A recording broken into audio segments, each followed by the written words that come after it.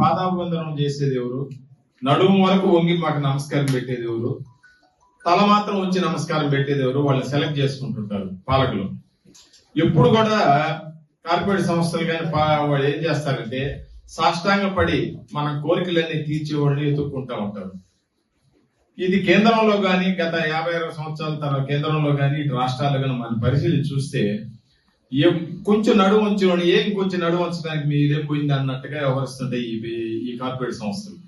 ఇవాళ ప్రపంచవ్యాప్తంగా మితవాద శక్తులు ఈ కార్పొరేట్ కంపెనీల హవా పెరిగిపోయింది. ఈ తరుణంలో భారతదేశం మీద కూడా తీవ్ర ప్రభావం చూపిస్తున్న ఈ తరుణంలో ఈ కార్పొరేట్లకి అణిగి పాదాభివందనం చేసే పాలకులు కేంద్రంలో రాష్ట్రాల్లో ఏర్పడిన ఈ తరుణంలో మనం చేసే పోరాటాలు చాలా సుబ్బారెడ్డి గారు చెప్పినట్టు చాలా జాగ్రత్తగా చేయాలి.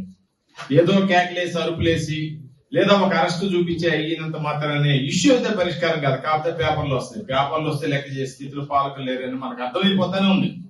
అందుకని ఇష్యూని చట్టబద్ధంగా ఈ చట్టంలో ఉన్న లొసుకుల్ని ఆధారం చేసుకుని మనం ఒకవైపు ప్రయత్నం చేయాలి, ఒకవైపు విపరీతంగా మన శక్తి మేరకు ప్రచారం కలిగిస్తూ ముందుకు పోతుండాలి, మరొక వైపు పోరాటాలను కూడా చేస్తుండాలి. ఇట్లా త్రిముఖ వ్యూహంతో ముందుకు పోతే ఎంతో కొంత ఫలితం సాధిస్తామని నాకు నమ్మకం ఉంది. నా పేరు డాక్టర్ రఫీ, నేను నెల్లూరు హాస్పిటల్ డాక్టర్ని. ఈరోజు ఈ రాచర్ల పాల్గొనేటువంటి ఇథనాల్ ఫ్యాక్టరీ గురించి ఒక చర్చ జరుగుతుంది. ఇథనాల్ ఫ్యాక్టరీ పెట్టడం వలన లాభమా నష్టమా అనేది మనం ఆలోచించాలా. ఇథనాల్ ఫ్యాక్టరీ పెడితే మంచిదని, ఉద్యోగాలు వస్తాయని చెప్పేసి ప్రభుత్వం తరపు నుంచి కానీ లేకపోతే ఎక్కువ మంది చెప్తున్నారు. కానీ నిజంగా మనం చిన్నప్పటి నుంచి చూసాం. కోవూరులో థర్మల్ స్టేషన్ పెట్టినప్పుడు, మేము రామచంద్ర హాస్పిటల్ పనిచేసేటప్పుడు చాలా మంది అనేకమైనటువంటి జబ్బులతో వచ్చారు.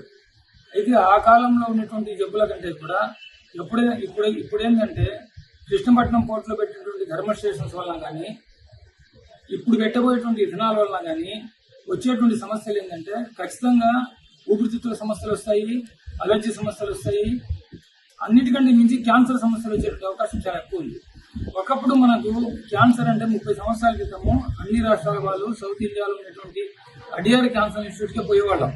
కానీ ఈ రోజు పరిస్థితి ఏంటంటే హార్ట్ అటాక్ల కంటే కూడా క్యాన్సర్ అనేటువంటిది చాలా ముందుకు వచ్చింది. ఈ ఊర్లో నెల్లూరులోనే ఇప్పుడు 3-4 క్యాన్సర్ హాస్పిటల్ ఉన్నా సరే సరిపోయేటువంటి పరిస్థితి ఉంది.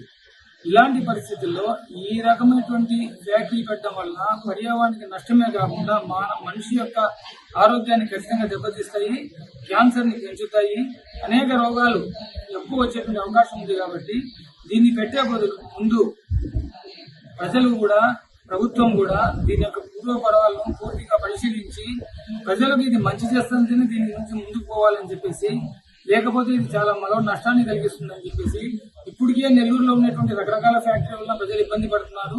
ఇది వస్తే ఇంకా దానికి అడిషనల్ గా భారం అవుతుంది, ఇంకా ఎక్కువ ఇబ్బంది పడతారని చెప్పేసి నేను తెలియజేస్తున్నా.